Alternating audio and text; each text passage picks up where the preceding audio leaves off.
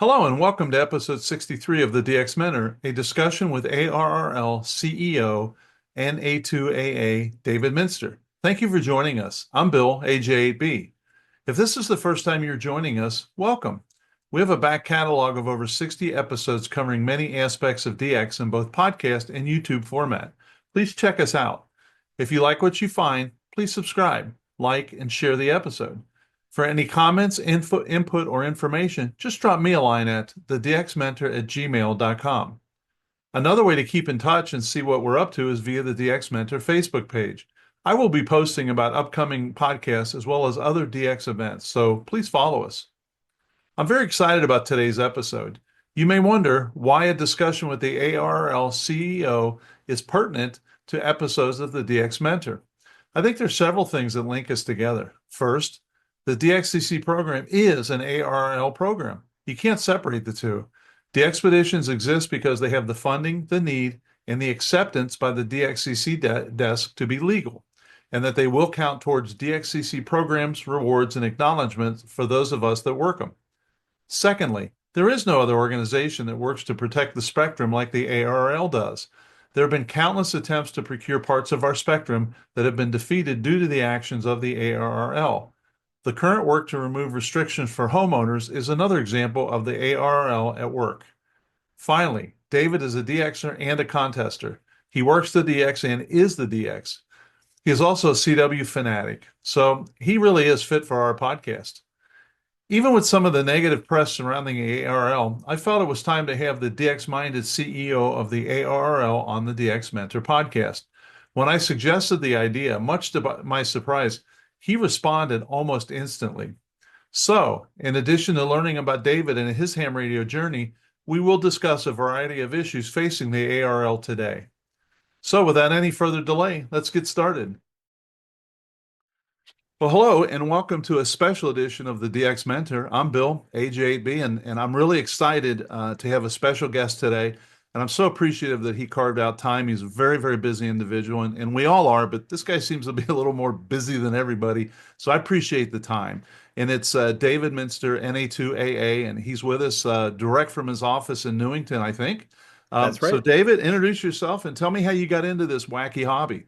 Sure. So I'm the CEO of the ARRL. I've been doing that for, I guess about 4.5 years now. Uh, my journey to amateur radio started with shortwave listening. And my family actually had purchased just sort of a consumer shortwave radio, and I carved out a little space in a closet under the stairs at our house and put a chair and a little bookshelf, and I had my radio there, and I ran a wire out through a hole in the side of the basement outside and took the wire up to a tree, and I would sit and log everything from the BBC to HCJB in Quito, Ecuador, and the DX show on the Radio Netherlands. And started to collect QSL cards and got all kinds of different materials from these DX stations. So when I got into amateur radio, you know, uh, DX was certainly part of, what I wanted to pursue. My father, when I was getting into amateur radio, sort of cautioned me and said, "Look, this is a hobby you could wind up spending an awful lot of money on. So let's sort of put our big toe in the water and see how we do." So we went to the ARRL Hudson Division Convention back in, I think it was 1976, and bought a Hallicrafters SX101A. Oh, yeah. And the guy assured us that it worked. It did not.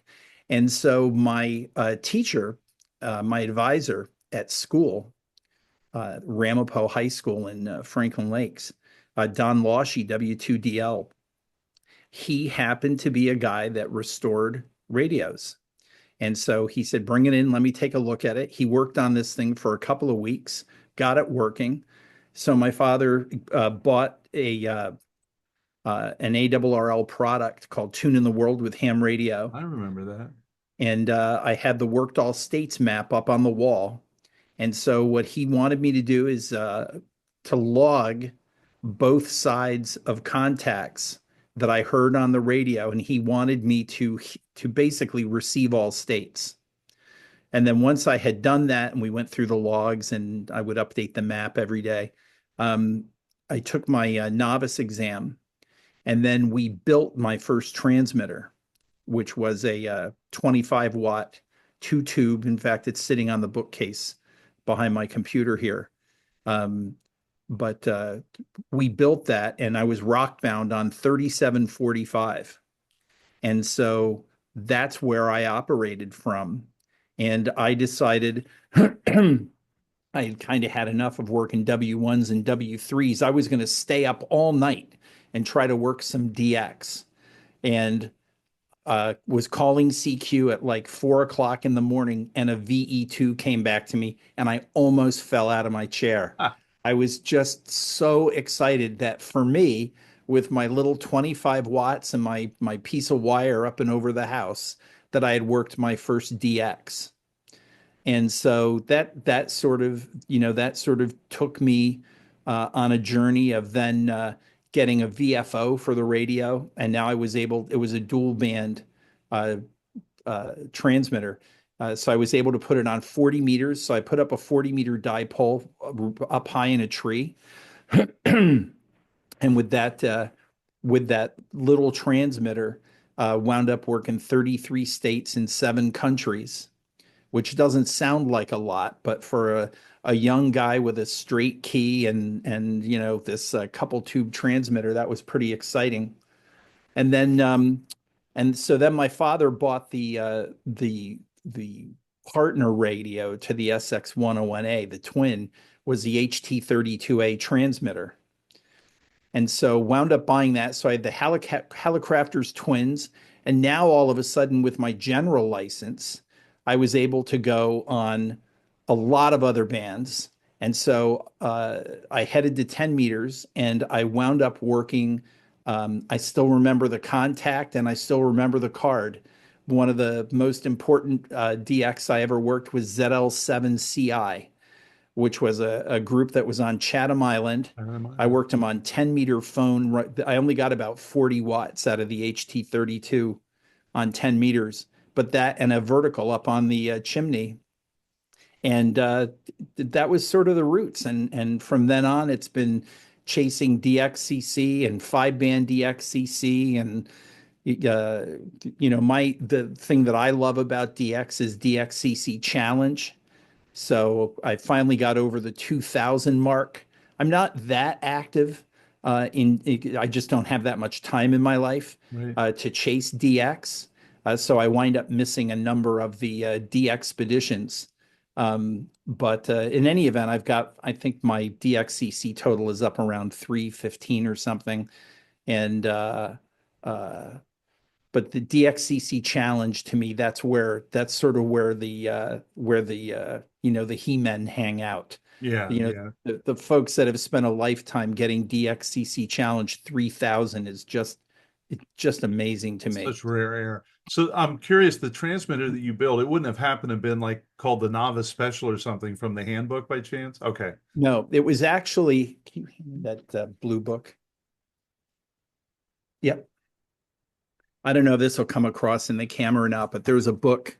Let me see. Can I get it to zoom Back it in? up a little bit. I'll We're put close. it next to me. There we There go. we go. So it's from CB to Ham Beginner. Okay. And it's a book that my father bought me at Sears of all places. And in the book, it talks about different radios. I just opened up. It's got a DX60B. It's got a Drake 2NT. But then it's got an entire chapter dedicated to building a transmitter. Oh, wow. And it's got it has everything in it. It's got the actual placement of the components. It's got the schematic. It shows you where to place you hand wrap coils on pill bottles that you pick up at the pharmacy. But it was really clever, and it worked really well. And I had some people, after I'd had the transmitter on the air for, I don't know, probably 6 months or so, listened to it to see how clean the signal was, and it was actually very clean. So I was pretty happy that this guy designed a pretty nice transmitter. Yeah. Well, so I can see how you got the passion for DX, but you've also been the DX. So how often does that happen, and where have you been? Sure. Well, I guess the thing that got me excited about being DX was I was at my grandparents' house in England, and my brother and I used to walk to the bus stop to take the bus into the center of Cheltenham. And walking to the bus one day, I happened to notice that there was a little garden shack with a pole and a wire antenna coming off of it. And you don't know. It was so neat and so well put together and almost looked commercial. I didn't know whether it was a flagpole or were these guy wires or something. So one day we went walking by and the garden shed door was open and I peeked over the fence and there was a guy sitting in there and he invited me in and so I got to see he had a HW 101 and he said, "I won't let you operate, but I will let you tune around." So I sat down and there I was tuning around 20 and 40 meters. The inverted V had it was sort of a fan inverted V. Okay. And it was just exciting to hear nothing but foreign call signs. So I always had in the back of my mind that at some point I wanted to be DX. And that opportunity actually came shortly after September 11th. In that fall of 2001, a lifelong friend of mine who actually passed away in February. He had worked here at ARRL, but Bob Nauman, W5OV. Bob called me up and said, "What are you doing? You want to take a trip to Antigua?" And I said, "That sounds fascinating." He said, "We're gonna operate CQ worldwide from a station down there, V26B." So I went down to Antigua. I dragged down my FT 1000 MP and operated CQ worldwide down there, and it was just unbelievable. From in New England, from the modest antennas that I have, I almost never hear Indonesia.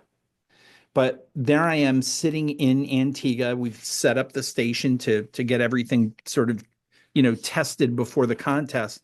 And I'm tuning around 15 meters, and there is nothing but Indonesians on the band with like every prefix that they've got assigned to them. And Bob said to me, it's just, once you get into the Caribbean, the propagation, it's so much different than what you're used to. So my career at that point required a lot of travel, and then it got crazy because we started sourcing out of Asia. So I was spending a lot of time in China and India, and not a whole lot of time for ham radio. But so I decided that I was going to come back to ham radio. I was going to make time for it. So I reached out to Bob and I said, I love my 1000 MP, but I want a modern radio. What do you recommend? So I wound up buying Elecraft K3 and got the thing loaded up. In fact, I made silly mistakes about how much stuff I put in the second receiver that I never use. The thing is totally filtered up. But in any event, so I contacted Bob. I said, "I love the radio. It's just got a crazy good receiver in it. I want to find a multi to operate, or a multi-2, something like that. Can you find a seat? And I'd prefer it to be DX if possible." So he came back and he said he forwarded me emails from two different people. And the one was for PJ2T in Curacao, and the other one was PJ4G in Bonaire. And PJ4G, I learned, was built by an old friend who I hadn't seen in a long, long time, who was a fellow contester that was going to Tuxedo Park, New York, Noah K2NG. So I knew Noah, so I thought it would be fun to contest with him again. And so starting in the fall of 2012, I started going down to Bonaire, and I've been down, I don't know, countless times, a couple dozen times at least. And was even down there in December, not for a contest, but to work on a remote station.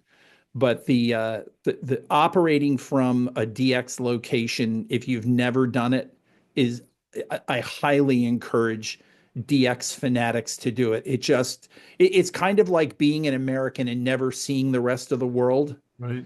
You leave the US the first time as a tourist and you go to a place like Rome and you see buildings that were built, 1,000 years before the US, ever had any kind of major settlements, and you go, like, that's amazing.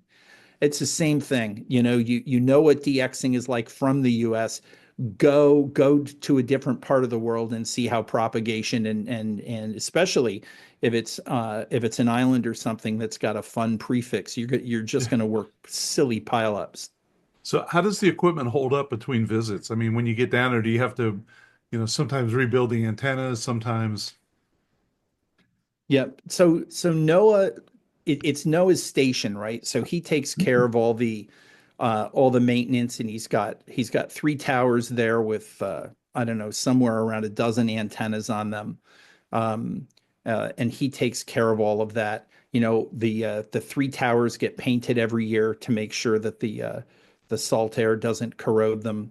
In terms of the inside of the station, Noah used to operate a club, of which I'm a member. It's a small club, and we would contribute to the operating expense of the station, the maintenance expense, really. And what you would get as a benefit is if you rented the station, because you still got to pay the rent. But if you rent the station, there were club benefits, like there are club amplifiers that are there that you can use that Noah keeps running well. Um, and like one of the donations that I made to the station was computers. So if you're in the club, you can use those computers for Okay. logging. It's things like that. But from a radio perspective, we carry the radios down with us. So I've got a couple Pelican cases and a couple K3s, and actually another um, management member here, Bob Inderbitz in NQ1R. I said to him, if you ever want to go down to Bonaire and try contesting down there, happy to have you. Well, now he's sort of become a regular. Oh, So we wind up going down there, and I carry one K3 and he carries the other. so how did you do this a couple of weekends ago, right? You know, it's funny because people ask us that, and I always use the same expression, which is, somebody had to come in first place. It might as well have been us. Yeah. But, we work really hard at it. It's a complex station in terms of the way that it's configured, actually, with five operating positions for a multi-two. We had a really good group of operators, a couple from the UK. One of the guys there is a regular at Delta 4 Charlie. And they also have operated from Echo India 7 Mike, another big contest station. So they were great. And then actually a member that I met from the Southwest Division, who we had an interesting conversation at Hamcation, and really just liked the guy a lot. Found out that he was really into contesting, and I said to him, what are you doing for ARRL phone? And he said, actually, I'm looking for a seat at a multi. And I said, well, how about Bonaire?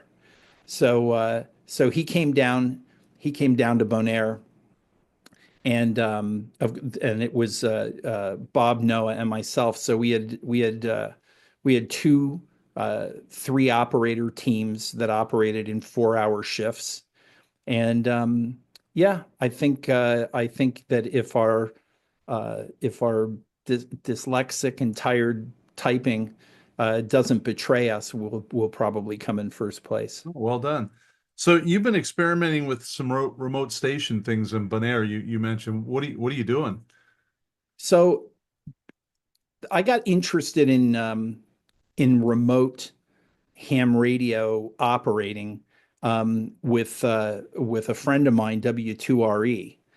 who now runs a remote empire, where if you're a ham, especially if you're in an HOA or something, and you want to be able to operate a big station, Ray has those that you can access.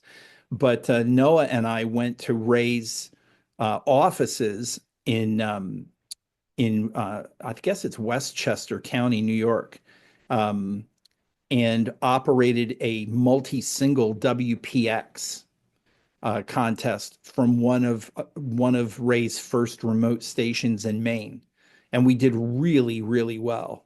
I think we may have come in first place U.S. Um, but that got me excited about the opportunities Okay. uh, to uh, access a good station remotely. Now, another friend of mine, Fred WW4LL, he and a few of his friends decided that they would build a network that people could access their stations. So there's one in Georgia and one in Tennessee, and they put a station on the air from Maine. So they were building out a network. And one of the places where they built a station was in Noah's shack Oh, on Bonaire. And the long story short is they decided that they were not going to continue with their network. And so Fred sold off, uh, I'll just say, sold off all of the important equipment to locals. And there were just parts that were left, a rack and some network stuff. So anyway, so I bought it off of him, and I had some equipment literally laying around. Um, I had bought some green heron controllers from an estate back before COVID. I bought a Flex 6500 that I had sitting in a box. Anyway, so it was just a matter of pulling all of these pieces together and taking them down and setting up this remote station. So in December, went back down, got all of the networking and the access to the Flex working and the remote power control and all of this. So the experiment was working. And then for this past contest with ARRL, hooked up a Ham Plus 2x12 switch. So now we have access to all of the antennas. All the green heron rotors are working. And of course, the green heron also controls the 2x12 switch. So we're not really innovating anything. We're taking all of the sort of tried and true remote technology, meaning Flex and Green Heron, um, uh, and putting it there to operate from. But one of the other things that for me I love is I'm a little bit of a propagation fanatic, and I don't think that the everyday ham spends enough time using the tools available. And just recently, VK9CU was on from Cocos Keeling. right. And so I decided I wanted to try to work it from Bonaire.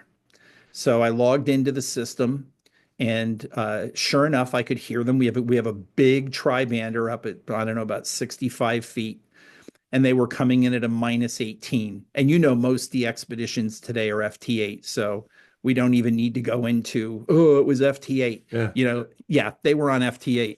So they were a minus 16 to minus 18. And so I called them a couple times, and they were just CQing in my face. So then I went from this big tri-bander at 60 feet to a small tri-bander at 105 feet. And the signal went from minus 16 to minus 6. Then, of course, with my luck, a JA pileup starts on the guy. But I worked him third call with 75 watts and a little tri-band. And I mean a little tri-bander. I think it's only got two elements on 20 meters. But the ability to look at PSK Reporter and see that a station is on, to go to VOACAP, to put in your location, the other location, and take a look to see whether or not there's any possibility of making a contact. And then going in and seeing the value of having antennas at different heights. Like Yes. when you put all of that together, it's spectacular. And that's the kind of stuff that for me having access to a remote station with a lot of different antennas really shows its value. There's one other ingredient in that cake you're baking, and that's gray line. Because I have a weekly column in the Ohio Section Journal, and I get a lot of and a lot maybe being, 8 or 10 a year, but about, well, you always talk about gray line. What is the gray line? Why does it work that way? And what I'm finding out is there's a lot of theories on how it works. Uh, I, I'm not smart enough to know that they know how it works, but there's enough theories to make me think we have an idea. But that seems to be independent of sunspots. That's a fascinating, time of the day to try to track DX.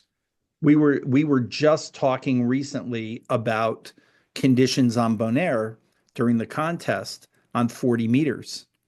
And so what happens is, of course, 40 meters to the US is open all night and you're working the US. But what's fascinating is that as gray line passes Bonaire and goes over the southeast US, we really start to see the signals drop towards the west, right? Because we're getting that absorption layer that's moving in on us. But the gray line over the southeast US, the signals really come up, and it'll be 2 to 3 hours after sunrise, and we're still running the southeast US on 40 meters. It's crazy. Yeah, that is nuts. Um, so I did a little homework. Had no idea you were a software engineer at one point. So how did you get from being a software engineer at some little school in Ohio to where you're at today? So, yeah, little school in Ohio, little football school, A little football school. right?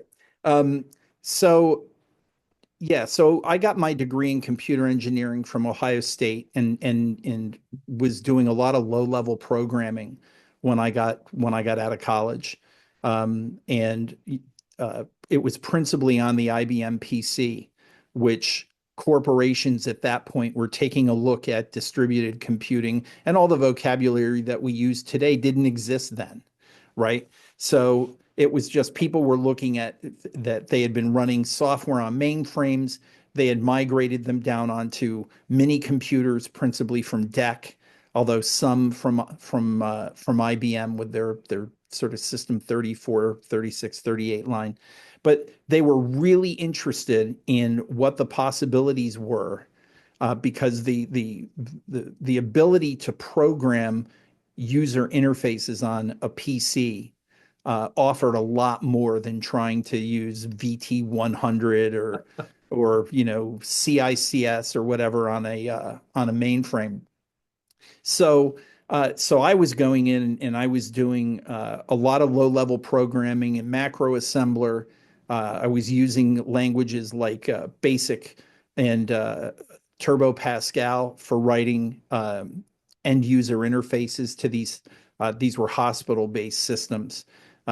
Got involved early on when 3Com was a little company experimenting with networking PCs. So wound up doing some work there. Anyway, so I wound up going through a couple of these companies that were writing software for much bigger organizations. And then I wound up going to a company in New Jersey, not far from where I lived, called Thomas J. Lipton. And you would know Lipton because of Lipton tea and Lipton Okay. soup and wishbone salad dressing and, on and on and on.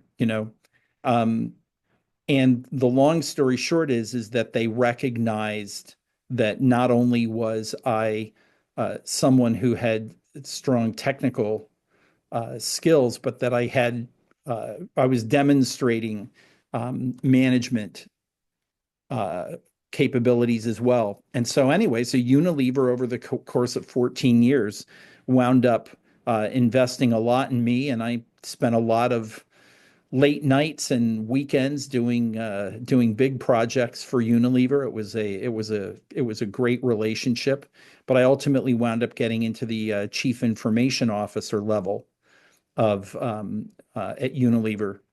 In fact, I was the CIO of one of they only had a couple globally organized business units, and one of them was Elizabeth Arden.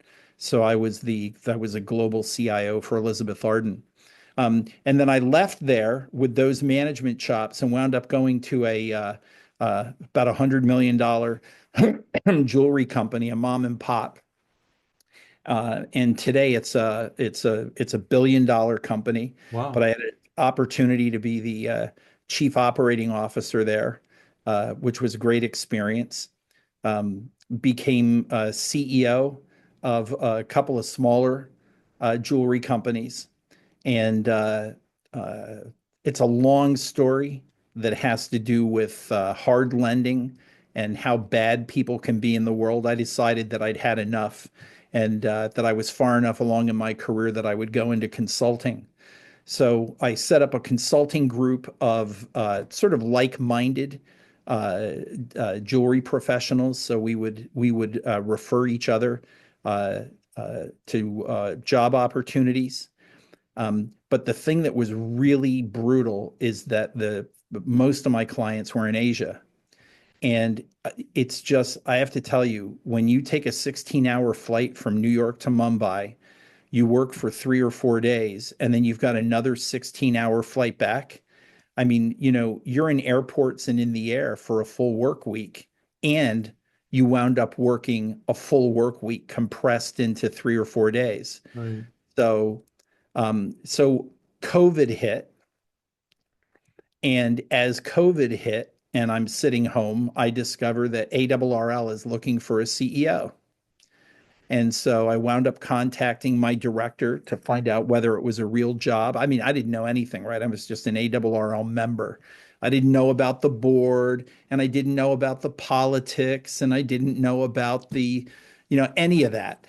And so, anyway, so she encouraged me to consider pursuing the job. So I did.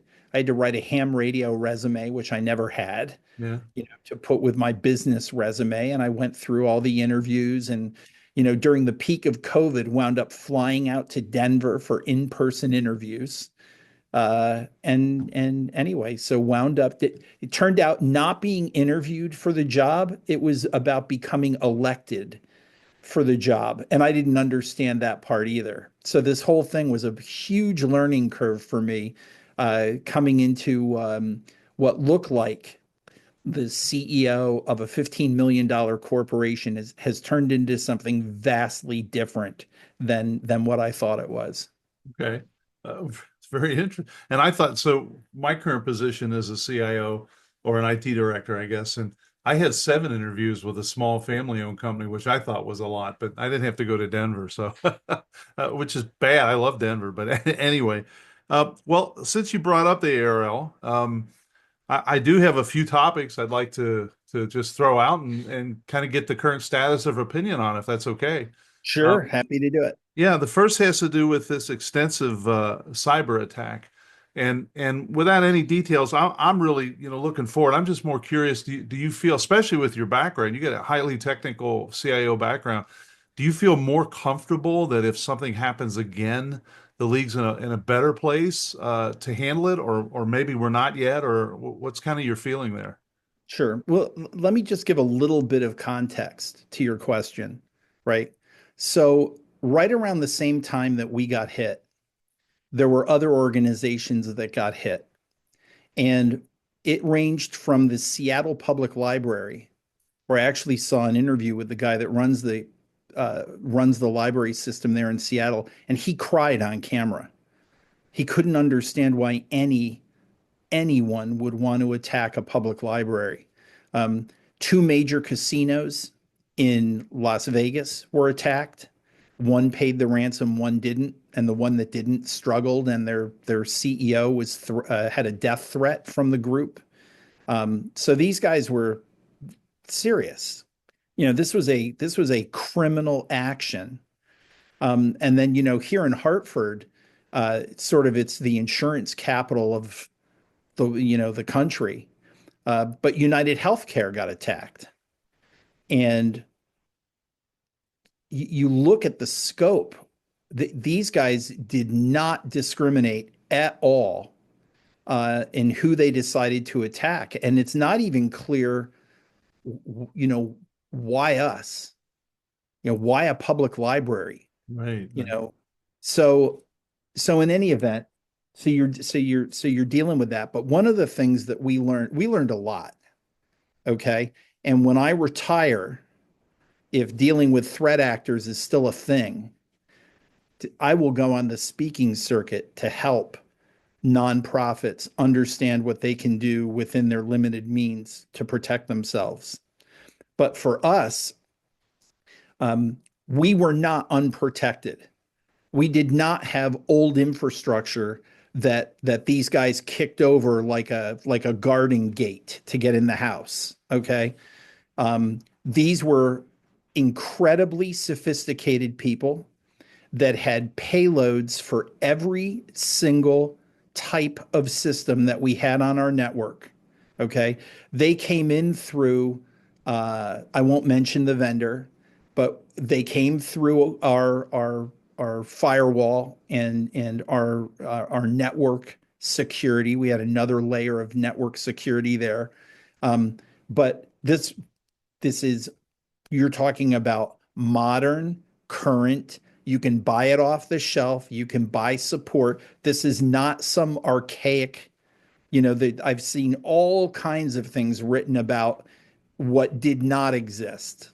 And what did exist was um, an architecture that if you can buy an exploit on the dark web to get in, you're going to be able to get in.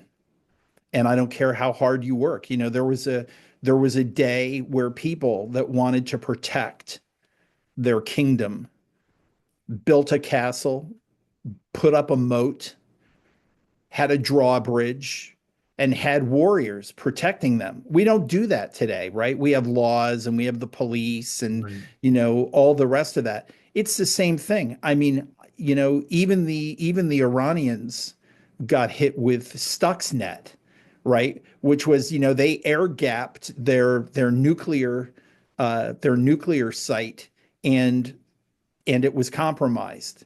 So the way the sort of the current way of looking at how you deal with cybercrime is you have to expect you're going to get hit. Yeah. You have to expect that you're not going to know when they've penetrated you. So anyone that says, "Oh, you should have had this backup strategy and that backup strategy," let me tell you something. If they sit dormant on your network for a year because they're in no rush, now you've got backups with all of their payloads in it, and all you're going to do is restore something that has been compromised. So, but there are ways to deal with that.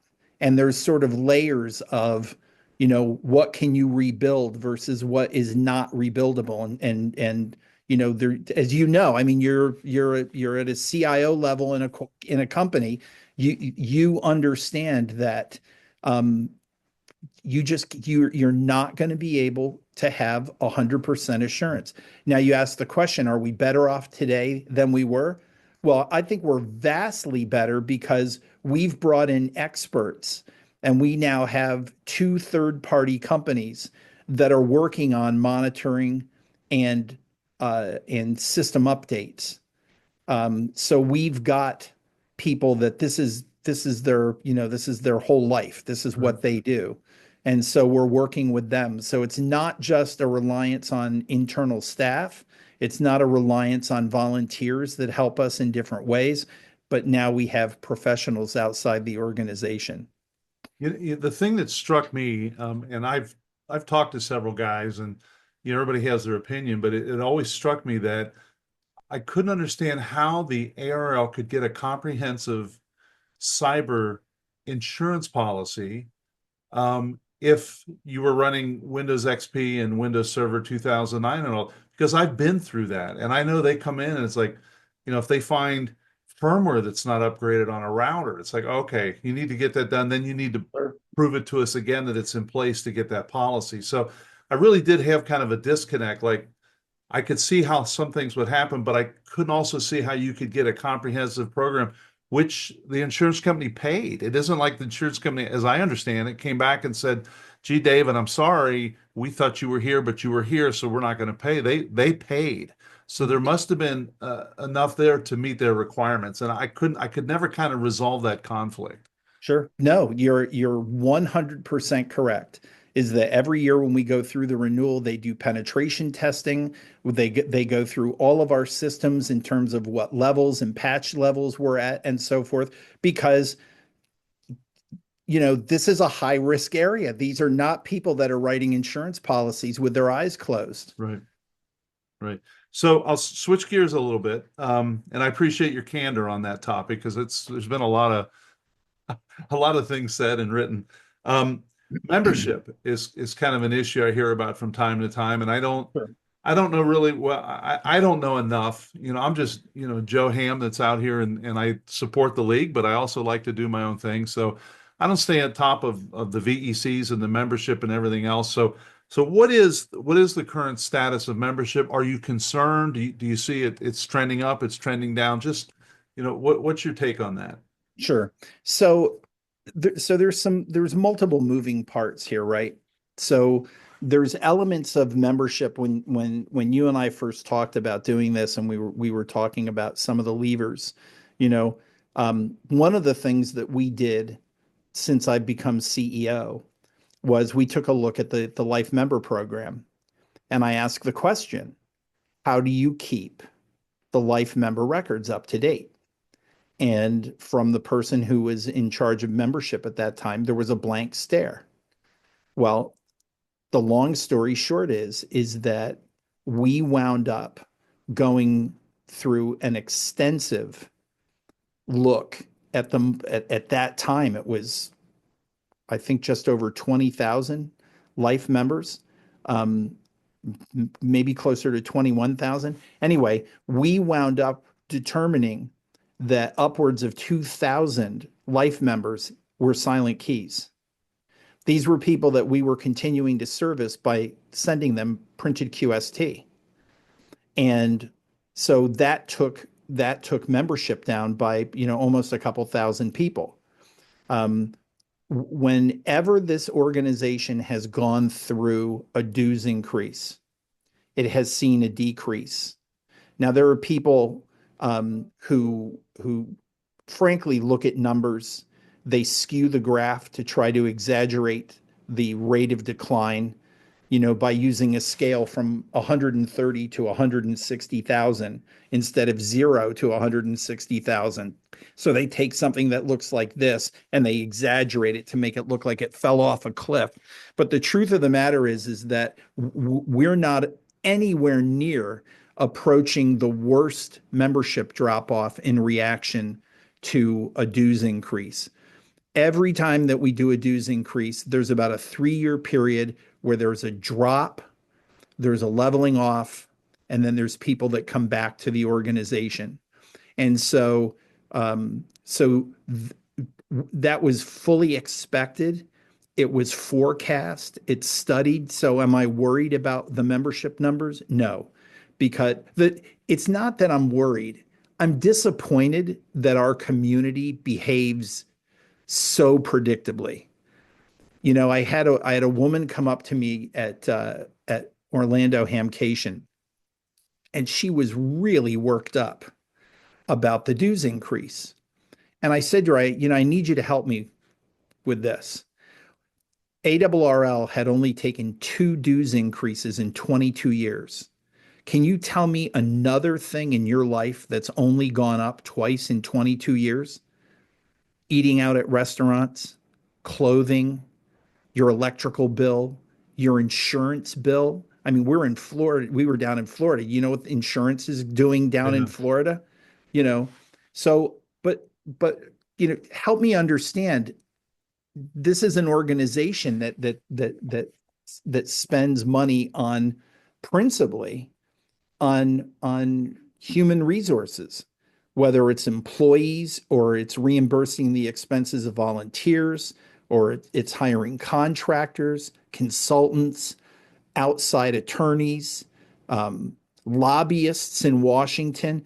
All of these things go up in cost every single year, right? So, but there are people that, you made the dues go up $10, so I'm going to storm off. And someone has said, well, you guys decided that you can't give away print QST for free anymore, right? And they're upset about that. It tracks it tracks exactly along the lines of what we thought was going to happen. And yes, it's unfortunate that we can't offer the print magazine for free. QEX and NCJ we've always charged for. But for many years now, I think since 2012, all four magazines that we publish, well, on the air hasn't been around since 2012, but in any event, within the past number of years, all four publications have been free digitally to members. You get access to all four. The other thing is that we're not a magazine company. In fact, if you look at the amateur radio community, what does the magazine business look like? Well, it looks like a losing proposition. It's a very small community.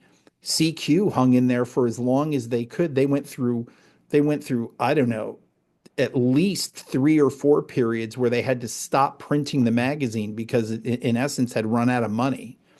Um, but the reason why ARRL continues to operate and operate as successfully as it does, for all of the benefits that it offers members, it has to do with the fact that we don't run on a magazine model. We're a lot more than that. We're a membership association. We're a 501(c)(3) corporation. And the other thing that I don't think a lot of members recognize is that we're a charity. I You didn't know know, that. when you look, right, the thing that I learned after coming to ARRL is that ARRL represents active hams. If you're not an active ham, you don't care whether ARRL exists or not, and you probably don't care whether ham radio exists or not. You got a license for whatever reason, but you're not using it. It doesn't mean anything to you. But to active hams, it's different. So, as we were talking in the lead up to starting the interview, QST is a publication for active hams. Those are the people that are reading that magazine. If you're a manufacturer or something, you want to advertise in QST because it's active hams that are actually reading that. But for the people that are not ARRL members, for the other people that are licensed hams in this country, we still continue to do the work of the community. It we represent what looks like a charity to these people that are not contributing in any way to promoting or protecting amateur radio or working to inspire the next generation of hams. Right. So So the Spectrum Defense Fund works for all hams, not just for the 160,000 that happen to be members. absolutely right. It's not like you're a card carrying ARRL member, so you get access to, you know, everything above 1.2 gigahertz. Right. You're special. No, you're a licensed ham, you get access to Spectrum, but we're the ones that work. The members are the ones that contribute the money through their dues and through their donations to have we have, I think, one of the brightest attorneys in Washington working with us. And he's got a fabulous relationship with the FCC, and he's able to help us navigate the rough waters of dealing with a federal agency where we're small potatoes. Right. We're not a Verizon. We're little, and he's been able to do a really outstanding job representing not just members but amateur radio at large. Okay. So you've touched on something that kind of brings me to another topic. I mean, I hear things like, well, they had this $1 million policy. Why didn't they just throw all this money and fix this? Or if people want print QST magazine, they should just give it to them and get this bucket of money over here. Or if they want, all the QSL bureaus should be funded like it was, 50 years ago, because the rumor has you evidently are sitting on a box of money. And that box of money I've heard ranges, and I'm going to be rude and look down at my sheet here, 30 to $38 million. And it's just sitting there waiting for you to spend. And there's a lot of question about, there are some issues. Why wouldn't they take that money and apply it? So how would you respond to that? So I would start by apologizing. And I would apologize to your viewers and your listeners because the genesis of this comes from a director on the board who is frankly uh, has issues understanding numbers. Okay. And this same director, I sat in a meeting with in November, and I described to him something about a recent donation. We had a gentleman out your way, everyday ham in Michigan back in the 1990s, wrote his will, and in his will, he left he had a pickup truck that he babied and took care of, and he left it to his friend. That friend has passed away. He had all of his ice fishing equipment. He left to another friend. That friend has also passed away.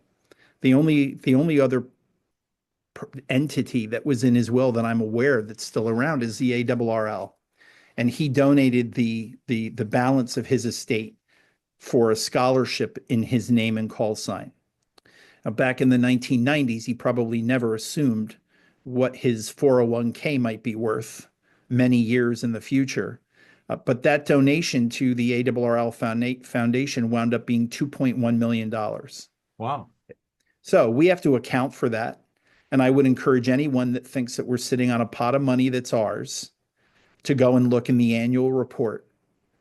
Don't take my word for it. Go and look in the annual report, and you're going to see all the different areas that we have money. But here's a guy that donated $2.1 million. So I submit to you, is that money that I can spend on members? The answer is no. That money is money that he did not give to us. It is money he's giving through us. So we become the stewards of that money. And the proceeds of that money, the investment proceeds every year, will go to funding scholarships in his name and call sign. Okay. It turns out he's not alone, that there are a number of people who have done that. Okay. Clubs. I belong to the Frankfurt Radio Club. The FRC has a scholarship. There are individuals that have made,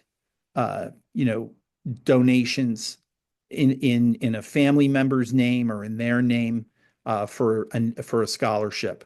Again, it's not money that we can touch. There's operational money. For example, the life membership reserve. So you have people that gave us money going all the way back into the late 1960s. Wow. When life membership cost a whopping, I don't know, $140 or something. Okay. Who think that when you give ARRL $140 in 1968, that it's going to last a lifetime. Well, I have bad news. It turns out that's not true. And again, you have people that are critical that believe that, with having money on Wall Street, that we should have invested it in a way that it all would have worked out. There's lots of problems economically with the way that the life membership program worked. Okay. But the long story short is, so there is a reserve. It is not money that we can just spend willy-nilly. This is other people's life members' money that they've given us so that we can service them for the rest of their lives. Now, if you're a life member, one of the 18,000 or so life members today, right? If you were a regular term member and you were getting print QST, that costs the organization $84. Okay. Because we have to manage this reserve in a way so that it doesn't run out, we work with actuarials that give us advice on what we should be taking out of the fund. So for every one of the life members, and almost all of the life members, by the way, opted into print QST. So this isn't theoretical. This is a real thing. For every $84 membership that's sitting in Life Members, that fund only gives $33 to the organization for budget use. So we run a huge deficit. And this again is a number that this particular director goes out and says, you can make that number anything you want. No one's telling you to do anything. That, well, okay, I can do that, but then I can run the fund out of money and he won't be around, and I probably won't be around when my successor has to apologize to the Life members because we ran out of money. So it's complicated. There's a lot. Spectrum Defense, right? We have a Spectrum Defense Fund that actually every single year goes down to zero. We do fundraising for Spectrum Defense every year because we spend that money defending Spectrum in Washington or globally, having a presence within the ITU meetings here in the US, meetings in Geneva. The WRC 23 was in Dubai. We had a representative there for 2 months. That was not inexpensive. But anyway, but rather than be the guy that sits here and says, no, that's not true, go to the annual report, take a look at all of the different funds. Many of them are restricted. And the other thing is that if you have a restricted fund, operationally, we don't get the earnings off of those restricted funds to run ARRL. So when you see there's going to be $1 million to $2 million deficit from the budget, there's only about, I'm going to say about a third of the total monies that are there. So somewhere in maybe the 12 to 14, and I haven't looked, the stock market does things every day, right? Goes up and down, but probably in that 12 to $14 million range, those unrestricted funds throw off earnings each year. And our treasurer works with the CFO to be able to, I call it filling the pothole, basically gets to fill the deficit with the earnings that come from that part of the money. But the headline is, no, we're not flush with cash. No, I don't have 38 or $40 million that I can go out and spend. And yes, the organization runs at a deficit every year, a deficit that we have to figure out how to work with. Okay. And you used the term, and I'm not a financial guy, so, but is the research I did is it turns out there's the ARRL Foundation and then there's the ARRL Operating, and those are essentially two separate companies. They are two separate 501c3s. And you can't go commingling funds and stuff like that. One is one and one is the other. And you are absolutely right. So it's not like, you got a fire to put out. So, oh, we've got money in the foundation, we'll just go grab it. It doesn't work like that either. Okay. I did take the time to talk to my DX club, and I sent out an email and I said, hey, if you had a chance to talk to David, what's one question you would ask? So there seemed to be a lot of confusion, and I'm going to lump all these together. Okay. Sure. Out of ignorance, I'll just put them together. But rules and bylaws and ethics and elections. It's like, I can't make a donation over here, or I can't vote for this guy, or I can't say that, this guy was a lousy snit because he voted for this or that. And Right. I sure don't want to spend, an hour on it, but is there a 30,000 foot view that ties all that together where you think some of the confusion might be? Sure. So we were just talking about the fact that the ARRL and the foundation are separate 501c3s, right? So we are a non-stock corporation in the state of Connecticut. There are, not surprisingly, laws surrounding operating as this nonprofit, in this nonprofit status in the state. We are also a 501c3, which is from the IRS. And the IRS, not surprisingly, has rules, regulations, and other legal requirements that a 501c3 needs to meet. Not just that, but hold on a minute.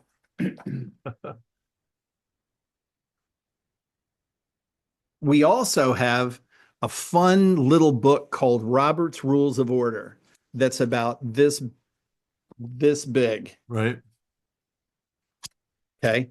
And Robert's Rules of Order are also a set of sort of best practices for conducting an organization, especially meetings.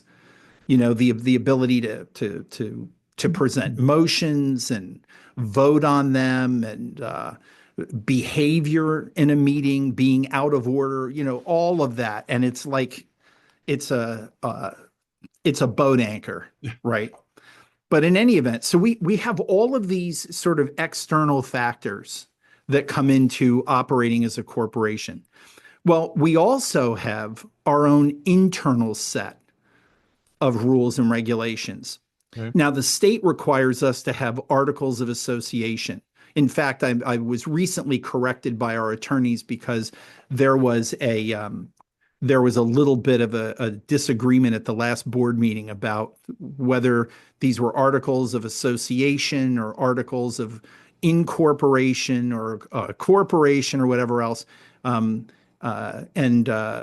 actually, off the top of my head now, we talked about so many different terms. I'm not even sure, but basically, we're a corporation, right? That the state wants us to have these articles. So we have the articles on file with the state. And we also have bylaws. And these bylaws will represent things that may be unique to us. So, for example, if you're a religious 501c3, the fact that you're a licensed radio amateur doesn't mean much. Okay. Okay. And because we're an amateur radio organization, we probably don't, and we don't have anything in our bylaws that says we can't use the Lord's name in vain. But that religious 501c3 probably does, because they don't want, they don't want something culturally. So, in the fullness of time, and it's an organization that's over a century old, we've developed these articles, these bylaws, and we also have other places like the director's workbook. We've got rules and regulations on the website that address different things. And so in recent years, there has been a brouhaha over a couple of different areas that I can address that I suspect your members may be referring to. The ones you're referring to, I'll come to second. Okay. The first one has to do with something called Bylaw 46. And it's actually a little bigger than Bylaw 46. It's Bylaw 46, Bylaw 42, and it's one of the articles. I think it's Article 9 or 12 or something. But in any event, some years ago, and I want to say it may have been in the 2018, 2019 area, there was a group of directors that got together. Some were recently elected and some had been on the board. But they created a group, a voting group, that was is now historically referred to as the Gang of Eight. Okay. And they had an agenda. And in fact, when I'm sharing things with you, if you ever want to fact check me, you can always go to the minutes on our website and take a look, because those minutes in those board meetings tell the story, right? So at that first board meeting of the Gang of Eight, they did something unusual, which was they decided that they were going to reject the president's standard agenda, and they rewrote the agenda for their own purposes. In any event, there were some not so great things that came out of that rise, if you will, of that voting block. One of the things that they did was they took something the ARRL referred to as the Code of Conduct for Directors, and they tore it out. And they tore it out because they believed it had been weaponized in the past and it wasn't well written. And okay, fair enough, right? At that meeting, our Connecticut council was there, and they were not happy to see that we were doing this. But they committed to council that they were going to put back a properly written set or a code of conduct in 6 months at the July board meeting. Never happened. Okay. And ever since then, anytime anyone on the board has brought up the fact that there's a deficiency for not having this code of conduct for directors, there are these threats that are made about, the members are going to go crazy, and you don't understand the backlash. Well, no, there's not a lot of backlash. I think there's a very, very small group of people that have decided to prioritize ARRL politics over all other in their life, right? And for that small group, I get it. But for anybody that's involved in corporate management, especially nonprofit corporate management, or working for a nonprofit as a director, okay, serving as a director, you're a fiduciary. I mean, we're talking about funds of upwards of $40 million. You can't have a group of irresponsible people doing anything that's going to damage those funds, damage the reputation of the organization, or cause harm to the organization. In fact, one of the litmus tests that our attorneys use is they'll say, if there was ever a lawsuit about any of this, the first place a judge goes is the question of do no harm. Did the organization or did a director, intentionally do harm? And it's something that they'll look at. So having that fiduciary responsibility is a big deal. So in any event, our attorneys over the years have been saying, when are you guys going to put that back? And then we had an issue that the board had to deal with. And I'm not going to go into the details because I could take up an hour going through all of them. But there was basically dealing with a director conflict of interest. And the articles and bylaws were now silent on what the board could do. And the board was very frustrated. And the attorneys basically said, told you so. Yeah. Like you're the guys that are responsible for this. So in any event, so the board decided after that it was going to change the bylaws, and a few directors, a couple in particular, worked on trying to rewrite bylaw 46. So that was going on a year and a half ago.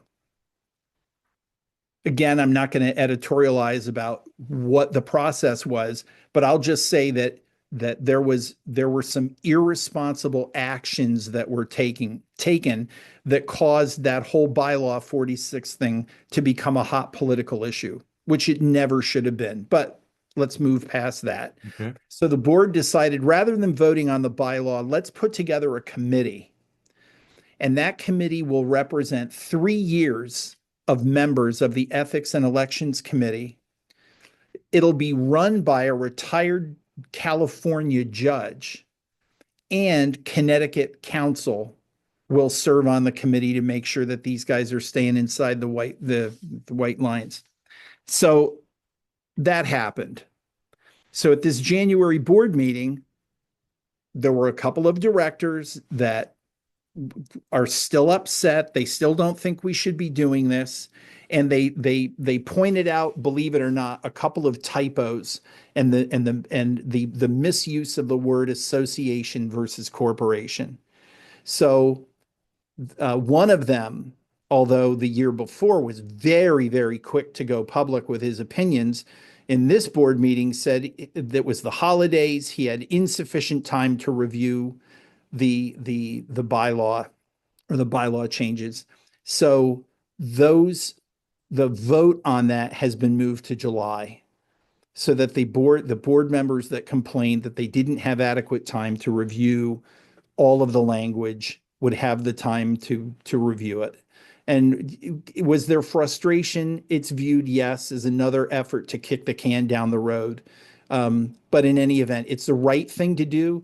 It's the way that you govern an organization with a board of directors. The board should have every right to be able to review that before it goes to a vote. So in any event, bylaw 46 will go to a vote in July, and we'll see how the board votes on it.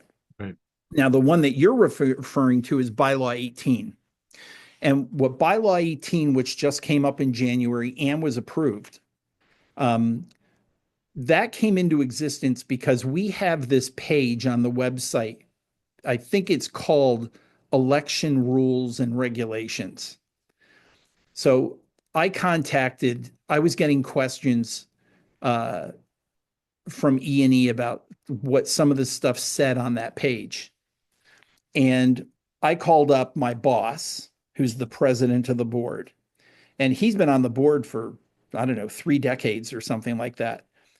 Between the two of us, we could not figure out where the page came from, who controls the page, and there was weird stuff, right? So if the board has election rules that they vote on to put on the website, it requires a simple majority. But the bylaws also have election rules. And if you want to change the bylaws, it requires a 2/3 vote. So we didn't know whether this was an effort to make it easy to change election rules by putting them on a website instead of having them in the bylaws. So it raised all kinds of questions. This past election cycle brought up a number of issues where the Ethics and Elections Committee caught a lot of feedback from members. There were a lot of things that went on. And just to give you some examples, we had a candidate submit his application 30 minutes late, and his application was viewed to be ineligible because it was late. He wanted to say, well, 30 minutes is de minimis, and you guys should just, do me a solid and just pay. The bylaws are clear. And so our attorneys told us that if it's in the bylaws, you got to live to the letter of it. And it's in the bylaws. It was, I think, the 3rd Friday in August at noon or something like that. So that was okay. Okay, the candidate didn't like it. A couple of his friends on the board didn't like it, but that was clear. But then we wound up getting into some other areas that had to do with residency and whether or not the bylaws and articles were clear. I mean, the articles and bylaws addressed it, but it wasn't addressed. And this particular candidate, was an attorney. He's a retired attorney. But he was really trying to push the league with regards to what discretion Ethics and Elections has to make a decision. Well, the process is simple. The E&E committee is made up of 3 people, right? One of them sat on E&E last year so that you can bring over some experience. And then the other 2 are directors that did not serve on the committee last year, typically. But in any event, if a candidate does not like the ruling of E&E, it has the ability to appeal that to the board. And what E&E does is they take all of the information that they used to reach their decision, they package that up, they send it to the rest of the board, and then the board decides whether or not they want to hold a special board meeting and discuss it and potentially overturn or modify the ruling from E&E. Okay. All of that is clear. And in any event, what it was really coming down to is that you had candidates that were irritated that E&E was making decisions about their candidacy. They didn't think they had the authority, even though the authority is clearly stated.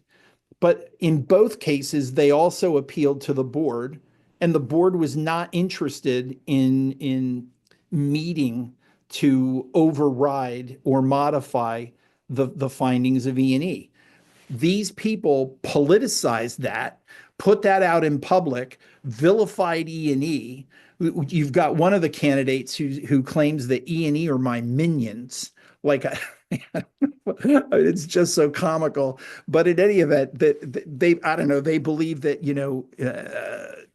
I don't know, that E&E is so malleable. But so it just created a lot of questions, a lot of fog. People were going online and creating this whole narrative. And when you step back and you take a look at it, especially if you're an outsider looking in, it's all nonsense. So the board said, okay, we're not doing that again. So let's take a look at some of the things that were a problem. Well, the first and foremost is you had people attacking each other. And we got into this whole debate about whether something was true or not true. And if you have an opinion, isn't it really an opinion if it's based on false information? And did you get the false information or did you create the false? It turned into this whole thing. The easiest thing to do. And one of the three directors on E&E said, look, if this bylaw 18 thing does not have legs, I am going to force a motion on this one issue. We cannot, it's a 501c3. It's a hobby. It's ham radio. It's like, are you kidding me? Yeah. These guys want to tear each other down in public? No. So that was one of the main things. No more attacks. Focus on what are you going to do if you become a director? What are the things you'd like to see ARRL doing in the future? Why are you qualified to be a director? All of the things that you'd want to know, and let's leave the mudslinging out of it.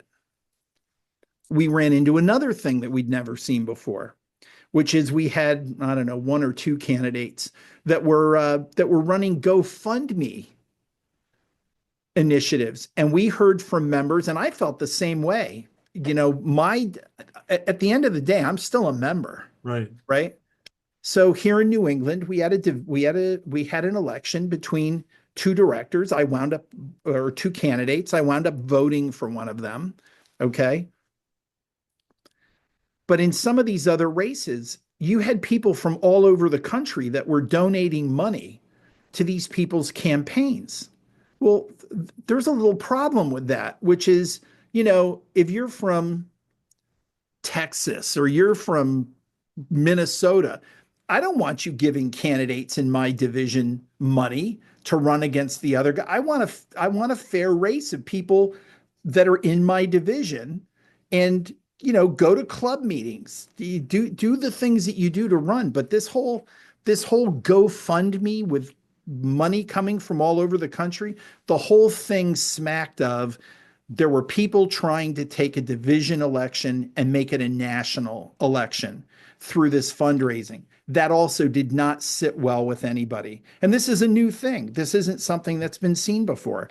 So based on the feedback that we were hearing from other people, other members, and the way that we personally felt about it, right? Because we bring that to the organization as well. We decided we shouldn't do this. So the group that was working on bylaw 18 decided to put that in there. We had another issue that became very public because it was made very public on the, you and I are both CW Ops members. Right. So even though I don't read the Reflector, my understanding, it was all over the Reflector about whether or not somebody can own a house in two different states and can basically opt in. If they're in two divisions, they can decide what division they want to run for election in. It's not about that. The whole idea about being a volunteer and being a director in a division, it's not about a vote. In fact, the people that have served on the board where they think it's showing up to board meetings twice a year to vote, they're miserable directors. We've got directors, and I'll tell you one right now. You've got a director down in the Delta division.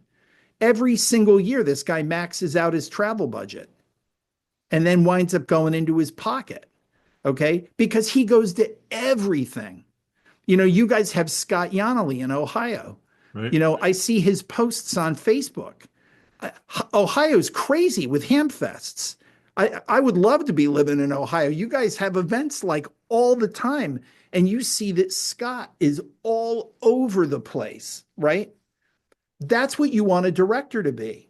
You want to see your director. You want to be able to engage with your director. You want to see your director at club meetings, all that. You can't do that if you decide that for 6 months you're not going to be there. Gotcha. So even though we, as a board, thought that it was relatively clear, it was challenged. And so the guys on E&E that took a beating about this said, look, the language around residency has to be a lot cleaner.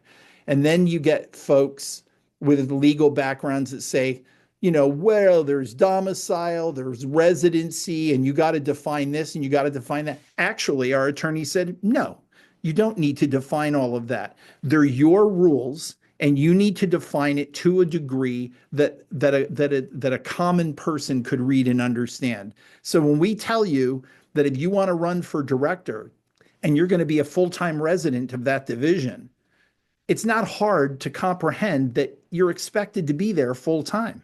Now, do you take vacations? Of course. Do you travel to weddings? Of course. That's not what this is about. This is about you're in your division year-round, attending events, attending conferences, conventions, Hamfest, whatever it is, you're the director, you're there.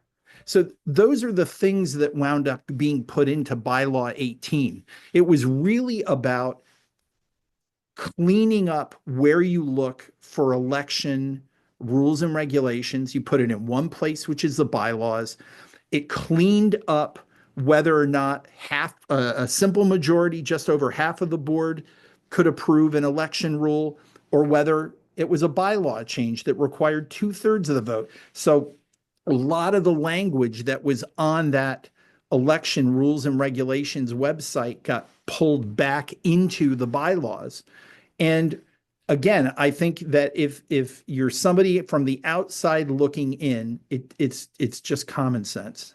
And the one thing I will say I didn't think about is that any of this I look at, I have to look through Connecticut eyes. I can't look at it and say, well, in Ohio, I know for a fact they do that. That really has no bearing on it because everything you guys do, you have to do through Connecticut. So, Right. We certainly don't have the ability to violate Connecticut law just by creating an article or a bylaw. So, but a lot of this election, the rules and regulations, it's all discretionary. Again, as long as it doesn't violate the law. right. So you mentioned something earlier that I've read about, and I get excited about this, and it sounds like the relationship with Washington, and which would be I get would be a challenge. It's almost like every 2 years things could change, and certainly every 4 years things could change drastically. Do you feel pretty good about the relationship with Washington right now? Well, because we've been working on this HOA antenna situation, and what has emerged is basically a set of bills, two bills, one for the House and one for the Senate, that address the ability of radio amateurs to participate in emergency communications by having an antenna, right, within a pretty simple set Right. of standards. And in order to do that, it requires significant work in Washington. So, because of the way that Washington is polarized, we no longer have one lobbyist. We have to have two because you need one on each side of the aisle. So we wind up working with two very, very strong, very capable lobbying firms. In fact, the one lobbyist that we work with is a major law firm. And they actually have a pretty big presence in Silicon Valley. I found out by being out there. They have a big building with their name on it. But in any event, so through the efforts of one of our directors, John Robert Stratton from Texas, he has spent a lot of time working with the lobbyists. He spent a lot of personal time with members, leveraging connections. I met a ham, great guy, in Huntsville, and he said, "Hey, my daughter works for one of the congressmen. If you ever want to, you ever want to reach out to the guy. So I took pictures of the guy's business card front and back and sent it to John. Said, I don't know if there's any interest. He was like, any interest? And so he's on the phone, and he's got his Bluetooth headset on, probably 7 by 24. But he's worked very, very hard and has really developed an awareness of amateur radio that's been missing from Washington for a long time, and has really worked very hard. And it's hard. I mean, you've got a calendar deadline, and things in Washington move as slow as molasses. And so I think I'm pretty sure this is our third year with these bills, trying to get them through Washington. But it's very expensive. We spend upwards of $400,000 a year on our lobbying efforts in Washington. I mentioned before, we call him our FCC counsel. But he's a guy that has spent his life in Washington. He's worked in the Senate. He's worked as a lobbyist. He's worked in the FCC. His understanding of Washington is sort of second to none, and his relationships in Washington, including with the FCC, is outstanding. The FCC is not what it used to be. It used to be a building with a whole lot of hams in it, and of course that has changed over the years with retirements and so forth. But I think we're pretty happy with the relationships we have there. We're also happy. We have a staff member that lives in Virginia, who works with ITU and sits on a lot of committees. He has meetings in Washington, meetings in Geneva. He spent 2 months of the year in 2023 at WRC. Wound up chairing a really important subcommittee, taking a look at some objections that France had over spectrum that would have affected radio amateurs. So, the work that we do, certainly most of that work has a footprint in the US, but we also have an international footprint, and all of that in this country, all of that takes place in Washington. And there really is a need for a spectrum defense initiative, is there not? Well, one of the things that I sort of criticize ARRL about, because listen, we're not perfect. The organization has not been perfect. But if you go back, this is one of the great things about having access to like all of the QSTs, and I have access to board minutes going back God knows how many years, right? But if you go back to the late 60s and early 70s, there was this horrible arrogance and disdain for CBers. And there was a point in time, a tipping point, if you will, where CB became a cultural fad, a cultural phenomenon. Sure. And there were millions and millions of people that were on HF. And we lost the opportunity to pull these guys in, right? And so CB died, and really the opportunity for big growth in amateur radio died with it, which is unfortunate. But CB radio never built a framework. It never built a backbone. It never had any kind of real national organization to do promoting and protecting of that as a hobby. Right. And so as a result, it fell off a cliff. I strongly believe that if ARRL had not been doing this work for all of these years, making sure that we were providing the materials to bring new people into the hobby, to mix up the content so that we don't print a little QST anymore. We've got 4 publications that we curate and print. Our books, we're always looking at adding. We have a POTA book that was was wildly successful when we launched it. We have a book that we recently published on antennas from operating from indoors. Okay. We sold like 930 books in the first 10 days. Wow. I mean, it is obviously something that is important to people. I was on a call with the president of a club down in the Southeast this morning. He lives in an HOA and his antennas are in his attic. He's in an HOA, but he's found a way to get on the air and to work DX but by using FT8. So, um, so in any event, I'm kind of off on a That's all right. Yeah, off on a tangent yeah, there. it's not a fundraiser. It's a legitimate concern, and we want to stay on. I mean, if you go back, wasn't there a group on between Chicago and New York that was trying to track trading on 20 meters, and they were going to use narrowband? So You it's not that there was, but if you look at sort of what's happened with trading over the years, right? Um, there were opportunities because of the slowness of information to use telephones and access sort of live to information to create arbitrage situations.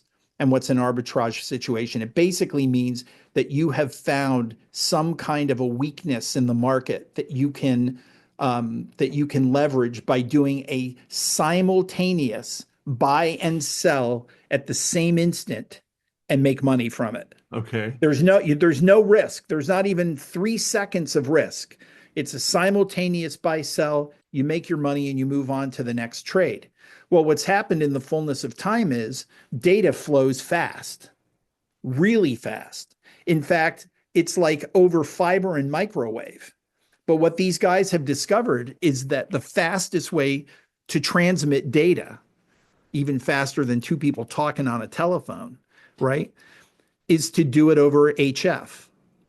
And so now they're using between Chicago, New York, and Europe, they're using HF frequencies to transmit data so that these high-speed traders can look for milliseconds of opportunity in the market to make money because the other guys don't have the data before they do. Wow. And so they've received these experimental licenses. They're very high power. They're very wide signals. And yeah, I think that they would love access to all HF spectrum if they could get their hands on it.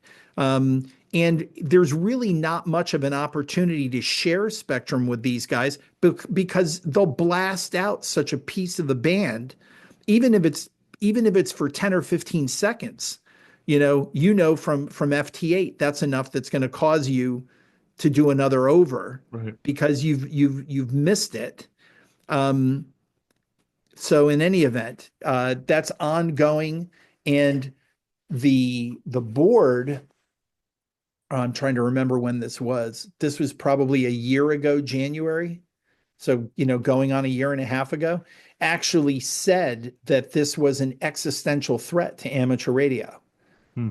because of direct competition for spectrum and also for the likelihood of creating interference by either harmonically or physically being having an effect on the amateur bands.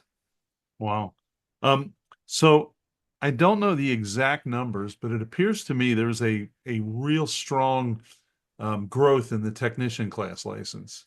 So overall, that's got to be pretty exciting. So it's sort of a mixed bag, right? So I get asked the question pretty regularly that, there's 750,000 hams and there's only 150 in the ARRL. You guys are terrible. Well, yeah, that's not the whole picture.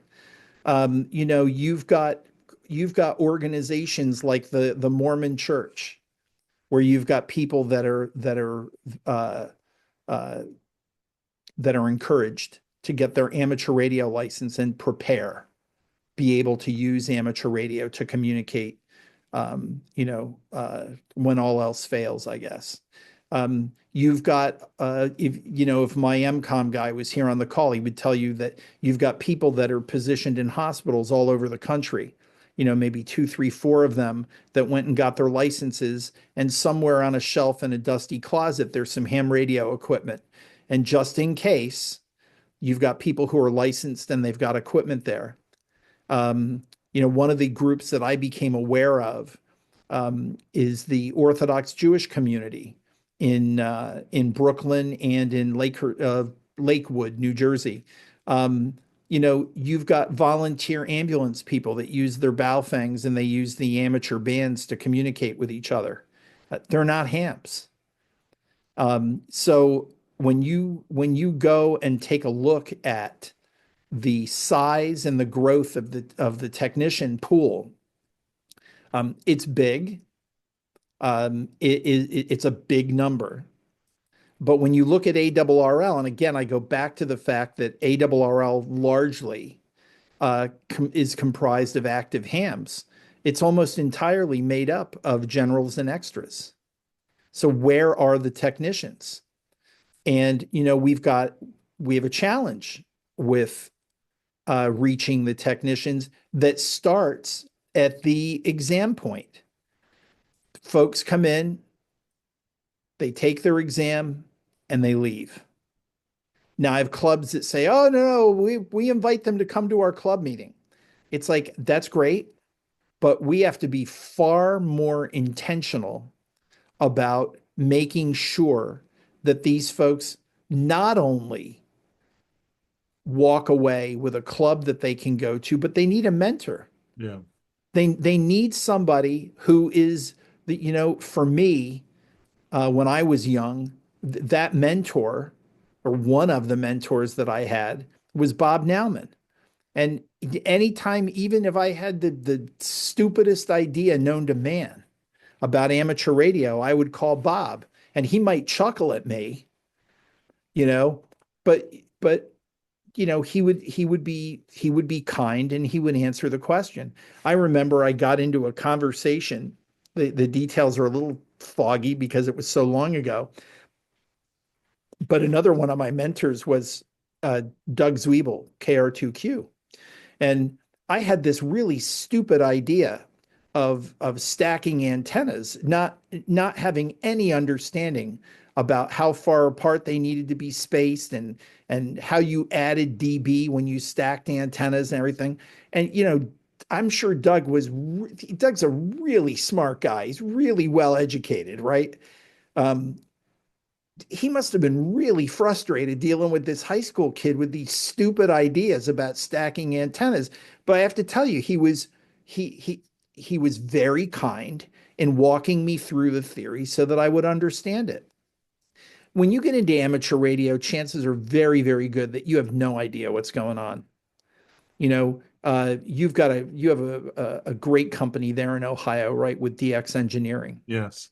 And when Bob was at DX Engineering, I said to him, what's the biggest thing that you've learned about working at DX Engineering? And he said, do you know what our number one phone call is? And I laughed and I said, it's probably got something to do with PL 259s or something. And he said, no. He said, they're hams that call up and say, I just got my license and I don't know what to buy. Wow. I So wouldn't have guessed that. you've got people that are getting their technician license in DX Engineering and I'm sure the HRO and Gigaparts, all of these guys deal with sort of the same issue. What do we do with these technicians once they're licensed? And if there is any authentic interest in the hobby, how do we ignite that? How do we grow that passion, that interest, that fire in amateur radio? And for sure, the best way to kill it is what's been going on social media. Is you get these people that go into these groups and they ask a stupid question. And they don't have a Bob or a Doug to mentor them. They get, that's the dumbest question, and it's been asked 83 times in the last two. It's like, that's helpful. Yeah, why don't you take out a baseball bat? Mentoring people that are getting into amateur radio, having a strong, vital interest from the club level, all of that is important. But until all of that works, getting excited about the technician number, it's a mixed bag. Okay, well, that takes me into my very last topic, and that has to do with STEM and the Teachers Institute. And this one in particular, when I was coaching AAU, we'd have parents say, I think my kid's going to be a star, and they're 12.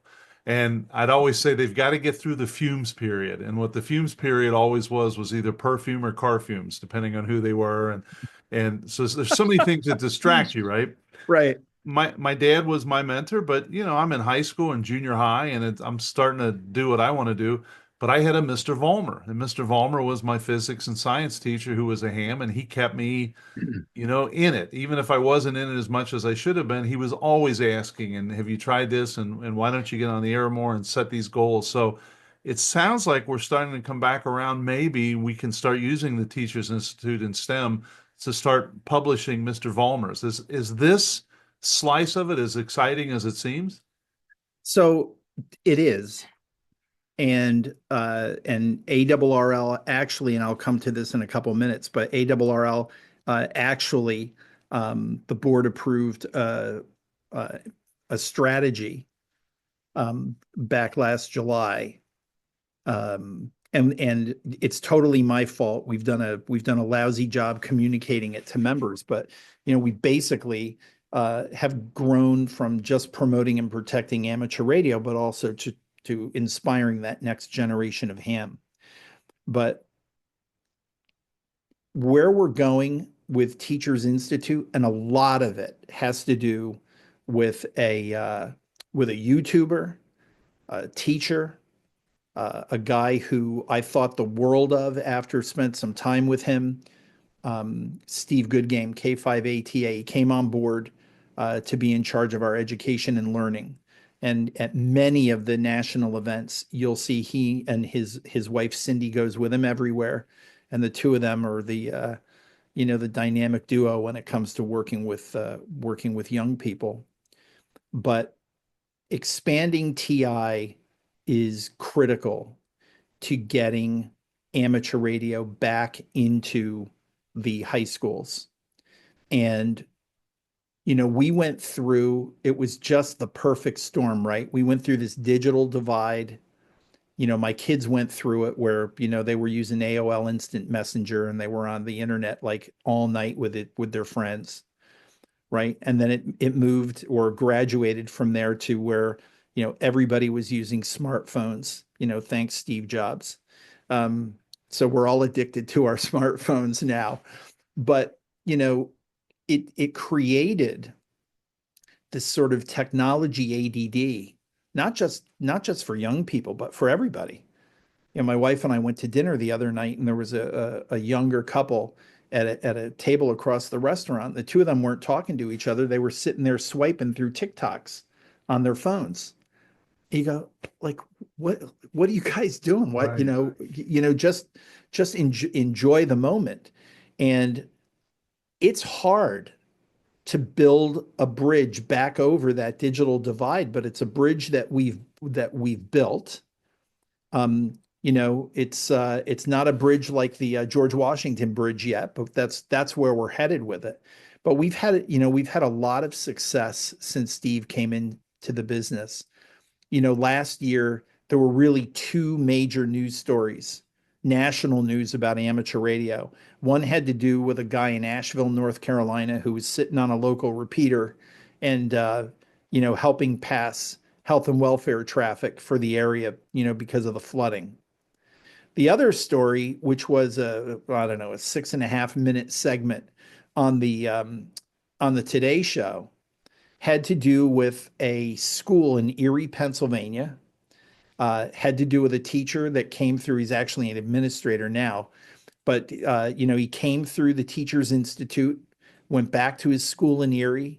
By the way, worked with DX Engineering. They were very generous in donating some of the things that they needed to build out their station. And these guys did an ARRS contact, Cool. not one of the televideo ones. This was a live with their own station. Did an ARRS pass, and like what an amazing story to be able to tell the American public.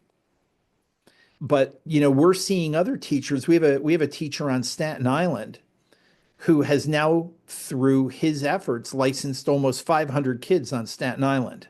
Wow. And these kids are really jazzed about hacking these. I don't know what the brand is, but there's a Chinese 2 meter radio that these guys have figured out how to hack the firmware. And so they're using these things, and they're creating this mesh network across Staten Island. And you're just like, they're so passionate, they're so jazzed, just like I was jazzed building my little 25-watt transmitter.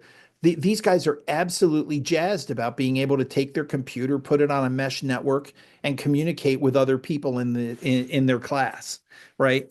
So we know from not from just anecdotal example. We know from working with these teachers that TI works. Not just TI, but we also have an active college community, right? So we've been doing something called the Collegiate Amateur Radio Initiative, and it actually is solidified now where it's a permanent fixture. So now it's the Collegiate Amateur Radio Program, Okay. which is put on by Bob Inderbitson and Steve Goodgame. And they meet with college students every month on Zoom calls. And they get speakers, and they've got projects and all the rest of that they work with these kids. And they do really, really well. We had we have a fund, right? We were talking about restricted funds before. We have a couple here in Connecticut. His father and uncle were both in the amateur radio industry, probably back in the 60s and 70s or so. But Ed and Rose Snyder donated $250,000 to ARRL in support of the collegiate initiative and clubs. Wow. And so they didn't put any restrictions on it. They'll let staff use it, but it's one of those things where every year the earnings on that endowment go to fund the initiatives. Um, these college kids also enjoy, principally college kids, not entirely, um, also enjoy a robust scholarship program with the ARRL Foundation. The ARDC has been extremely generous in providing funding for scholarships. And we've been really proud to add their scholarships, and they're large scholarships into our assortment. But as a scholarship writing organization, um, I've said to our head of development, Kevin Beal, I've said, we have to be one of the bigger ones in the country. We don't write 5 or 10 scholarships. We're writing like 150 scholarships a year. So us being able to do that, helps grow that community as well. And then we've got examples. Actually, we have a vice director now who came up through that collegiate program. He and his brother Tony are the mentors for that program. But not only did he come up through it, through college, but he carries that on into his career. Wow. So that whole technical that love of technology that was sort of inspired in some degree by amateur radio carried him on into his career. So we know that works. Just last weekend, there's a group that's run out of, I think they're run out of the University of Scranton, called HamSci. And these are students, professors, industry people, and it's sort of if you looked at a Venn diagram, it's sort of the overlap of amateur radio and pure science. And we absolutely love the work that these folks are doing, and are happy to be a partner with them. Now, you were talking about Gray Line before, right? Right. And so Gray Line has been around since certainly in my lifetime. And you're right that, I think there's a lot more practical knowledge today than there was 25 or 50 years ago. I mean, um, I remember the 160 book and CD that the ARRL had published, right? And um, and the sort of the allure, the excitement of being able to work Japan on 160 Oh yeah. meters. And of course, understanding gray line and very carefully tracking the path through darkness on 160 is critical. But one of the things that has me, and I mean really jazzed, is that there's a new theory. It's a relatively new theory that talks about polar vortices. And certainly understanding the polar vortices that impact weather, atmospheric weather, is also impacting the ionosphere. And it's creating, I wrote it down because I always forget what it means, but it creates these traveling ionospheric disturbances that create or impede propagation. And it may be 20 years from now, if you're looking at VOACAP 3.0 or whatever it is, you may be looking at a chart that shows very, very little propagation capability, but right in the middle, maybe on 17 meters or something, there's a purple box. And when you look, it says that the purple box means that there's a TID that enhances propagation between those 2 points on Earth.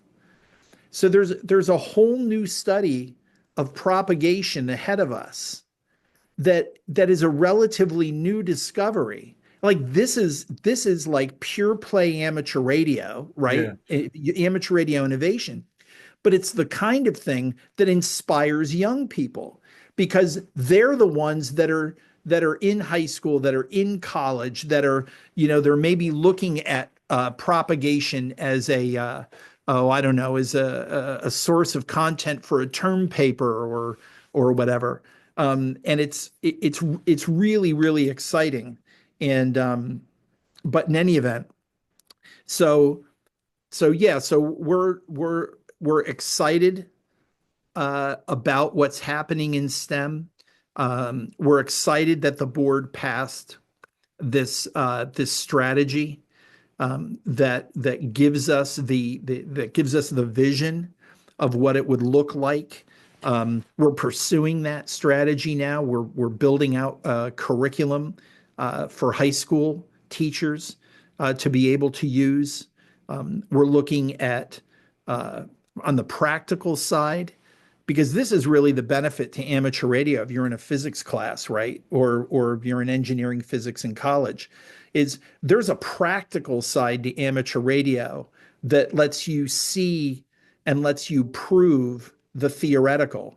And so we're looking at how we might function in that space in terms of kits or exercises uh, or things like that. So yeah, so we're really jazzed about it. We have a free membership now for I think it's now I forget. There's like a couple different student versions, but if you essentially, I think if you're under 21, you Okay. can get a free membership. If you're under 18, you've got to get your parents' permission because we'll be sending you emails and so Yeah. forth. Um, but for a college student or a high school student to get access to the archives of all of our information, if they want to read up on different propagation articles, they can do that. If they want to experiment with some antennas, and we've got a great article coming up in June from W3LPL Oh, about great field day antennas you can use during the solar maximum, right? So how to leverage the conditions on field day, you know, giving them access to all of that information, I think is critical to helping them cross that digital divide and become lifelong hams. there seems to be no end to things that um, I turn over. So, for instance, you only have to reflect on, and we've kind of touched on the edge of FT8 and FT4 and that kind of stuff, but you look at the science behind that and the technology, and it's staggering. It is absolutely unbelievable. And we have a Nobel laureate who is writing code so that we can talk to each other. And I think sometimes that really goes, taken for granted.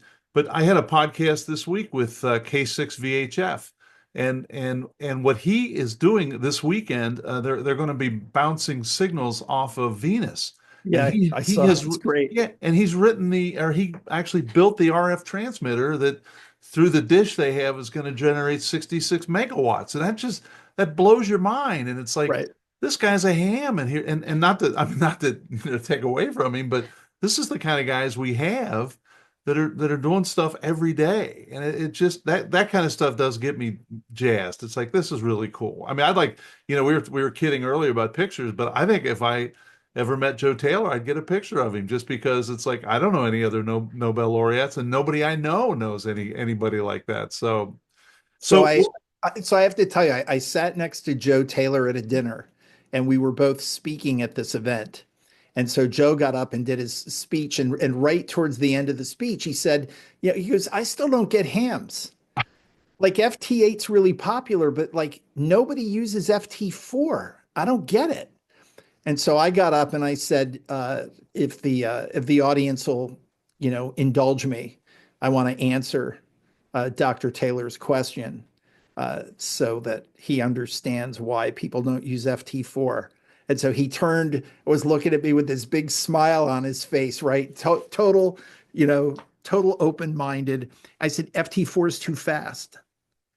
It doesn't let you feel like you're operating, right? It becomes that computer to computer, yeah, right? You click, it's there, it's back, it's there, it's done. And you're like, what just happened? But at least with FT8, it's slow enough that like if you don't make the contact here and you see that he worked somebody else, you've got that second and a half to move your transmit frequency, right? So you feel like you're in the game, you're in the hunt to get that DX station. But with FT4, it's just way too fast. yeah. And when I sat down, he goes, I think you're right on that. But the other story he told me, which was hilarious, is he was in his office at Princeton, and these two guys come in and they go, "Hey, is it true that you have a Nobel Prize?" And he says, "Yeah, it's true." They said, "Can we borrow it?" He goes, "What do you mean? Can you borrow it?" Anyway, the long story short is they were shooting a movie on the campus of Princeton, and they needed a Nobel Prize as something to have in the background or whatever. And so he brought it in for them to, and so they went to take it like, thanks. He goes, whoa, wait a minute. Yeah. You got to sign something. Like, you can't just like take my Nobel Prize. But I have to tell you, he is an absolute gift to amateur radio. He is just an amazing, amazing guy. And that's everything I've heard about him is the same way. So I've taken up almost 2 hours of your time. What did I not Wow. cover? See, David, how Don't it get me flies started. I when told you I could speak for 4 hours about ARRL. There's so much good stuff going on. well, just a minute or two. So, one of the things that we did recently that I'm personally kind of jazzed about is we Okay. created this new award called the DXCC Trident, right? So I was talking earlier about the fact that that I chased DXCC Challenge and I love that. But one of the other things I was teasing you about it when we came on, and I was teasing this gentleman from California when I was inviting him down to Bonaire, and I said to him, do you consider yourself to be a good contester? He says, well, David, I have a lot of certificates up on the wall. And I said, that's the difference between you guys on the West Coast and us on the East Coast is we don't use wallpaper, we use paneling, right? It's about getting those plaques, right? So in any event, the thing that I like about DXCC Trident, which it basically functions like Worked All States triple play, Okay. is you achieve different levels of performance. So it's at 100 countries, right? DXCC, but there is also endorsements at 200, 300, and honor roll. but it requires you to achieve that level on CW, phone, and digital. And so what I like about it uh, is first of all, there are many, many people that are going to qualify for Trident right out of the gate, which is great. You know, we'll use LOTW as the system of record, and we'll use your LOTW record. It'll be really simple to apply for and simple for us to check, which is great. But ultimately, you know, we want to inspire people to be radioactive. You know, I write about this in my column almost every single month, right? Be radioactive. You know, get yourself on the air, get yourself experimenting, get yourself working with, with other folks in the community. And from an HF perspective, if you've got people that are close to DXCC at the 200 level and they've got a little bit of work to do, now you've given them an inspiration to get on and operate, Yeah. right? If you are a person who has earned DXCC on FT8, which frankly, you know, give me a good antenna and a weekend and I'll have DXCC earned, right? And likely most of them will be QSL'd through LOTW within 30 days. Yep. But you know, we want to take people that are growing up in the FT8 age, and we want to inspire them to get on phone, and God help us get on CW, right? But get on there and operate and push yourself to to be a better operator and to try to make those 100 countries. So anyway, that's one of the recent things that I'm kind of jazzed about. Okay. Did I leave anything else out? I'm not. I get. I won't ask again. I was going to say I'll be here for hours, but No, I won't ask again. I appreciate your time. This is 2 hours a day and an hour and a half the other day, just kind of getting to know each other and pulling this together. And you've been very generous with your time. I know your call sign is actually listed on the ARRL website, so if someone has a question, they can shoot it to you. They can send it to me, the dxmentor@gmail.com, and I'll be happy to either answer it or forward it on. But hey, it was very enjoyable, and I really do appreciate your candor. I actually did do, after our first discussion, I did some checking on the board minutes and that kind of stuff, and everything you've said can be double checked. So, and I encourage people to do that. And I didn't mean that like it sounded actually, but but it's good. but I encourage people to do that. If there's some doubt, go take a look, and if you're still not, there's some discrepancy, drop a note and see where we're at on that. But I really do appreciate it, and I really hope you have a great weekend, and thank you so much. It was great. Thanks so much. Okay, take care. Yep. I hope you found that as informative as I did. Thank you for joining us on this edition of the DX Mentor. I would like to thank our guest, David, NA2AA, for taking time out of his schedule to be on the podcast. I would also like to thank you, the listener and the viewer. Without you, there would be no reason to do this. Independent of how you feel about the league, I would suggest that you do support it if you can. I have three main reasons for that. First, the Spectrum Defense Fund. Our spectrum is always at risk, and the pressure is only going to get worse. We need a protective voice, and the ARRL is, in fact, turning out to be that voice. Secondly, the ARRL's involvement with various issues and Congress. The work on behalf of hams and HOA restrictions is a great example of this need and how the ARRL is working with Washington to address it. Finally, the DXCC program. I love the DXCC program and the DX Challenge. So because of those three reasons, I support the league. If there are things that you have questions about or are concerned about, contact your director at first. Most directors I've talked to indicate that the number of hams that contact them are a small percentage of the population of their area. Don't just sit back and lob grenades. Get involved. You can send me an email if you'd like, or go to the ARRL website and get David's email. He would encourage you to send him an email. I would love to have your feedback, answer your questions, and provide help with any DX or amateur radio issues that you may have. If you need clarification on something or you just have a question, please email me at thedxmentor@gmail.com. Please drop me a line if you've achieved an all-time new one, received recognition, or have a DX event that you would like us to mention. We would be happy to do that. If you're enjoying these DX Mentor episodes, please hit the subscribe button. You can also click like if you found this one particularly interesting. 7-3 for this episode. Thanks to my ex-wife Karen for her love and support, and I hope to see you in the pile-up soon.